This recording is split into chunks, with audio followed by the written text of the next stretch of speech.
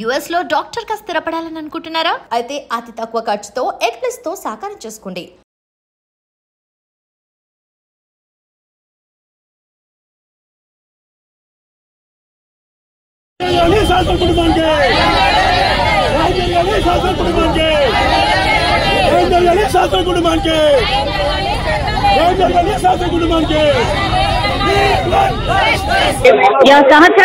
సహస్ర వాళ్ళ నాన్న మనతో పాటు ఉన్నారు. ఒక్కసారి మాట్లాడే ప్రయత్నం చేద్దాం.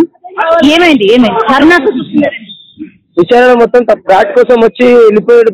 కానీ బ్యాట్ కోసం వచ్చిందని చెప్పి చెప్తాడు. కాదు, ఇది ప్రీ ప్లాన్ మర్డర్ కోసమే వచ్చిండు. వాడు చంపేసాడు మా పాపని.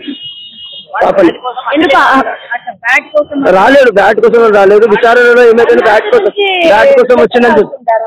బ్యాట్ కోసము అదేదో కిందకి తీసుకెళ్తాడు, గుంజుకోవడమో ఏదో చేయడమో చేస్తారు కదా. 1 month నుంచి లెటర్ రాసుకునేటోని బ్యాట్ కోసం వచ్చారని ఎలా అనుకుంటారు చెప్పండి? సరే అనుకున్నారు అనుకోండి, వాళ్ళు లెటర్ రాయడం ఏంటి అసలు? అంటే ఫ్యామిలీ మొత్తాన్ని గ్యాస్ లీక్ చేయడం అంటేనే మీరు ఆలోచన చేసుకోండి. ఎలా అసలు ఫ్యామిలీ మొత్తం పోయినా పర్లేదు అన్న వేలో ఉన్నట్టున్నారు సార్ వాళ్ళు. ఫ్యామిలీ పోయినా పర్లేదు, పోతే పోయినలే, అబ్బాయిని కాపలా అంటే మీరందరు ఇక న్యాయం చేయరా పోలీసులు అందరూ? అంటే వాళ్ళు దొరికిన వాళ్ళందరూ ఒక భద్రంగా ఒక ప్లేస్ లో దాచిపెట్టి 3 పూటలు తిండి పెట్టి ఉంచుతారా? అట్లా అందరు అలానే చేయాలా? మరి చెప్పండి, మేము కూడా ఎవరినైనా మర్డర్ చేసి అలానే చేస్తాం. ఇక కష్టపడడం ఎందుకు, పని చేయడం ఎందుకు, పిల్లల్ని కనడం ఎందుకు, పెంచడం ఎందుకు? మేము కూడా అలానే మర్డర్లు చేస్తాము, వచ్చి జైల్లో వేయండి, కూర్చుంటాము. మైనర్ అయితే నా బాబుతో చేయిస్తాను. మరి మైనరే కదా వాడు కూడా, చేపిస్తాను, అలానే కూర్చోబెట్టండి. మరి నేను దానికి కూడా సిద్ధంగా ఉన్నా. పిల్లని పోగొట్టుకున్న దాన్ని పెద్ద బ్రతికే ఉంటాడు కదా జైల్లో ఉన్నా కూడా, అలానే చేయించమంటారా? బ్యాట్ కోసం కాదు, మరి దేనికోసం? నాకేం తెలుసు అండి, వాళ్ళే అడగాలి కదా దేనికోసం అని. వాడు లెటర్ ఎందుకు రాసుకున్నా వాడు అడగాలి, మాకేం తెలుసు? ఇట్లా కిట్ రాసుకొని ఇట్లా పోవాలి పోయి ఇట్లా ఎదురొస్తే చంపేయాలి, ఇట్లా చేతులు కొట్టాలని కిట్ రాసుకొని మీరే చెప్పారు. మరి అట్లాంటివి మళ్ళీ ఇప్పుడు బ్యాట్ గురించి కొత్త చెప్తారే మేడం? డబ్బుల కోసం ఒకటండి. పోలీసులు నన్ను స్పూన్ ఎక్కడ పెట్టారు, గ్లాస్ ఎక్కడ పెట్టారు, ఇవి ఎక్కడ పెట్టారు అన్ని ఎంక్వైరీ చేసినప్పుడు కంపెనీకి వచ్చిండు, చంపిండు, కథం. వాని మాత్రము ఎన్కౌంటర్ అనేది చేయండి, ఇక్కడనే కాల్చి పడేయండి, అంతే. మాకు న్యాయం జరగాలి అంతే. అది ఒక డాడీ అని పిలిచినాక కూడా పొడిచిండు, కత్తితో పొడిచిండు. మళ్ళీ ఏం తెలియనట్టు వెళ్ళిపోయింది. కత్తి ఎందుకు వచ్చిండు వాడు? బ్యాట్ కోసం వస్తే కత్తి తీసుకొని పొడిచి పడేసిండు మా పిల్లల్ని. ఒకసారి కాదు 18 సార్లు పొడిచిండట. విచారణ తెలిసింది, మాకు తెలియదు. విచారణ తెలిసింది. మరి 5 రోజులు ఎందుకు వెతికిండు? పోలీసు వాళ్ళకు కూడా దొరకలేదు. 5 అంత క్రిమినల్ మైండ్ వాడు. ఆడు మైనర్ మాత్రం కాదు, పెద్ద క్రిమినల్ ఆడు, పెద్ద వాడు వరస్ట్ క్యాండిడేట్. ఆడు చెప్తున్న వాళ్ళ తల్లిదండ్రుల సహకారం కూడా ఉండొచ్చు ఖచ్చితంగా. తల్లిదండ్రులకు తెలిసి ఏది చేయడు, తల్లిదండ్రులకు ఖచ్చితంగా తెలిసి ఉంటుంది. అది తల్లిదండ్రులను కూడా విచారించమని పోలీసు వాళ్ళని కోరుతున్నాను. కాదు, ఆ రోజు మీ పాప చనిపోయిన రోజు ఉన్నాడు అబ్బాయి? ఉన్నాడు మేడం, ఉన్నాడు. వాడే ఇట్లా డాడీ అడిచిందని చెప్పి వాడే చెప్పాడు. నేను ఏడ్చుకుంటే బయటకు వచ్చి అడిగాను. ఏడ్చుకుంటూ వచ్చి బయట అడుగుతుంటే వచ్చి డాడీ అని పిలిచింది అనుకోని చెప్పి నాకు చెప్తున్నాడు వాడు. మళ్ళీ పక్కన పోలీసు వాళ్ళు కూడా ఉండే, వాళ్ళకు కూడా చెప్పిండు వాడు. పోలీసు వాళ్ళకు కూడా చెప్పిండు వాడు. ఎప్పుడైనా బిల్డింగ్ మీదకి వెళ్ళి అటు నుంచి ఇటు నుంచి అటు అది నాకు తెలియదు మేడం. వాడు ఎప్పుడు వస్తాడో, అంటే మా పిల్లలతో క్రికెట్ మ్యాచ్ ఆడతాడు, అంతవరకే తెలుసు నాకు. మా పాప బర్త్డేకి ఒకసారి ఇంటికి వచ్చింది, అంతే. అక్కడి నుంచి అక్కడి వరకే తెలుసు, ఇంకేం తెలియదు. నేను ఎప్పుడు ఇంటికాడ ఉన్నాను. ఇంకోటి పోలీస్ జాబ్ అక్కడి దాకా వెళ్ళింది కూడా పోలీస్ వాళ్ళకి కూడా అర్థం కాలేదు. చేయగలుగుతారు అర్థం. మిమ్మల్ని మర్డర్ చేస్తే ఏమొస్తుందండి? అంటే మర్డర్ చేయాలనే వచ్చిండు. ఇంకా మర్డరే మేడం అది. వాడు దేనికోసం రాలేదు. మర్డర్ ఎందుకు? మీ పాప మీద వాడిని అడగాలి, వాని తల్లిదండ్రులను అడగాలి.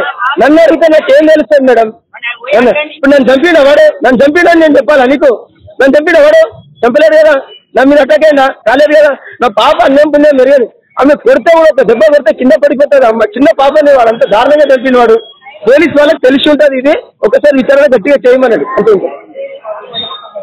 మీతోని ఆ పిల్లడితోని మిమ్మల్ని మాట్లాడించే ప్రయత్నం ఏమైనా చేస్తామని మీరేమైనా అడిగాను. నేను పోలీసు వాళ్ళకి అడిగాను. ఇది కుదరది, కోర్టు ద్వారా వెళ్ళాలి, కోర్టు చట్టం ఎట్లా చెప్తే అట్లా చేయాలని చెప్పి వాళ్ళు కూడా అన్నారు.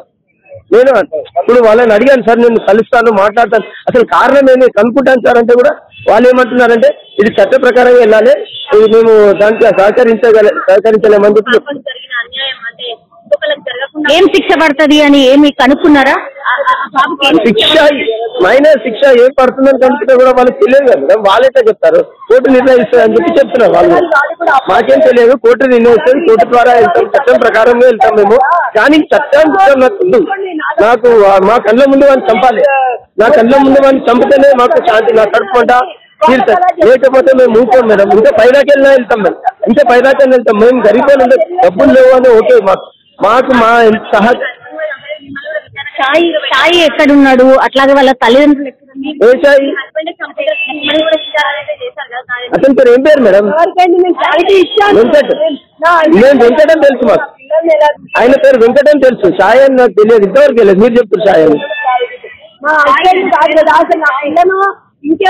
వెంకట్ అని పిలుస్తారు ఆ గల్లీలో అందరూ ఎవరు కానీ వెంకట్ అని తెలుసు అందరు.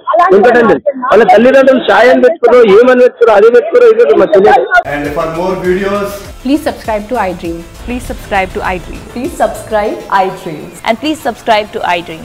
For more videos, subscribe to iDream. please like, share and subscribe to the channel. Congratulations, iDream. Subscribe to iDream. Subscribe to iDream. So subscribe to iDream Media. iDream ki iDream team andarki huge congratulations. Please subscribe iDream Media. Please subscribe to iDream. Subscribe iDream. Please subscribe to iDream. iDream అంటే నా కళల channel subscribe చేసుకున్న నోరు తిరుగుతలేదు, మీరైతే గంట గుర్తు కొట్టండి. For more such videos, please subscribe to iDream. Subscribe to iDream. Please subscribe to iDream. Please subscribe iDream Media. Please do subscribe to iDream. Please subscribe to iDream Media. For best entertainment and information, please subscribe iDream. And don't forget to subscribe to iDream.